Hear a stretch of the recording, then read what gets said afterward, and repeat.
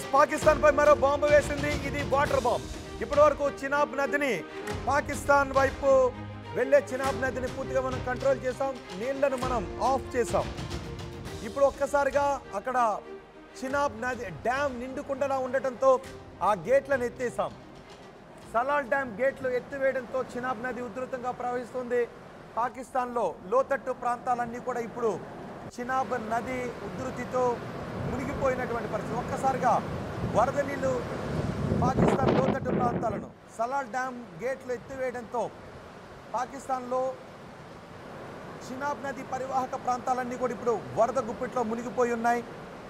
ఇది కూడా పాకిస్తాన్కి కోలుకోలేని దెబ్బగానే చెప్పుకోవాలి. మనం వాటర్ ఒప్పందాలని రద్దు చేసుకున్న తర్వాత నుంచి పాకిస్తాన్ రగిలిపోతుంది. ఎస్, ఒకసారి శ్యామ్ ప్రసాద్ గారితో మనం మాట్లాడదాం. శ్యామ్ ప్రసాద్ గారు, పాకిస్తాన్ పైన మనం డ్రోన్లను ప్రయోగించిన అడ్డుకోలేకపోయారు. ఇప్పుడు మనం చినాబ్ నది గేట్లను కూడా ఎత్తివేసాం. వాటర్ బాంబును కూడా మనం యూజ్ చేసుకున్నాం. అంటే ఇక పాకిస్తాన్ కంప్లీట్గా అన్ని రకాలుగా నష్ట దిగ్బంధంలో ఉన్నట్టుగా ఇప్పుడు పాకిస్తాన్ ఏం చేయగలుగుతుంది? ఏమీ చేయలేదు సార్. మీరు ఒక విషయం గుర్తించండి. అబోటాబాద్ లో ఒసామా బిన్ లాడెన్ ని 5 ఏళ్ల పాటు పెట్టుకున్నారు. రావల్పిండికి కొద్ది దూరంలోనే ఉంది అబోటాబాద్. అమెరికాకి 5 ఏళ్లు పట్టింది అది కనుక్కోవడానికి. మనం 3 రోజుల్లో 6 రాత్రి 7 రాత్రి 8 రాత్రుల్లో పాకిస్తాన్ మొత్తం ప్రయాణం చేసి వచ్చాం.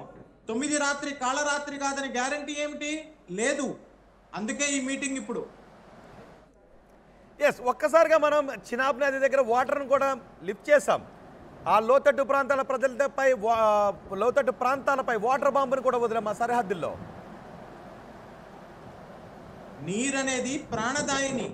వాళ్ళ నీళ్లను కూడా గౌరవించలేదు. ఇండస్ వాటర్ ట్రీటీని మనము సముద్ర వాతావరణంలో వాళ్ళకి ఒక గ్రేసియస్ గా మనం 80% వాళ్ళకి ఇచ్చాం. వాళ్ళు ఏం చేస్తున్నారు? ఆ నీళ్లను కూడా నీళ్ల పక్కన కెనల్స్ పక్కన ఆర్మీ కంటోన్మెంట్లు కట్టుకుంటున్నారు, ఆర్మీ బంకర్స్ పెట్టుకుంటున్నారు. ఆ ఇంటెలిజెన్స్ ద్వారా మనకు ఆ విషయం తెలిసింది. మనం ఏం చేసాం? నీళ్ళనంతా ఒకసారి ఖాళీ చేసాం, ఒకసారి ఎత్తి మూసేసాం. వాళ్ళ ఆర్మీ ఇన్స్టలేషన్స్ అన్ని కెనల్స్ పక్కనే ఉన్నాయి, అవన్నీ కూలిపోయినాయి. ఎస్, రాజ్నాథ్ సింగ్ త్రివిధ దళాల అధిపతులతో సమావేశమయ్యారు. సిడిఎస్ కూడా ఈ సమావేశంలో ఉన్నారు. అంటే నెక్స్ట్ ఏం జరగబోతుంది? ఈ సమయంలో ఈ మీటింగ్ చాలా కీలకమైన మీటింగ్. త్రివిధ దళాల అధిపతులతోనూ రక్షణ శాఖ మంత్రి సమావేశమయ్యారంటే నెక్స్ట్ ఏం జరగబోతుంది అనుకోవచ్చు అంట. ఇప్పటి వరకు మనము ఎయిర్ సుపీరియారిటీ స్థాపించాం. వాళ్ళ ఎయిర్ డిఫెన్స్ ధ్వంసం అయిపోయింది. వాళ్ళ కరాచీలో నేవీ వ్యవస్థ కూలిపోయింది. కరాచీలో పోర్ట్లో షిప్పులు రాలేవు. అక్కడి నుంచి అటాక్ చేయడానికి కానీ డిఫెన్స్ చేయడానికి కానీ నేవల్ పని చేయలేదు.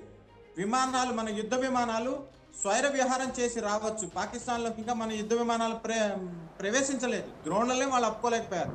వాళ్ళ JF-17 కూల్చేసాం, F-16 కూల్చేసాం. ఇంకా మన ఆర్మీ వంతు.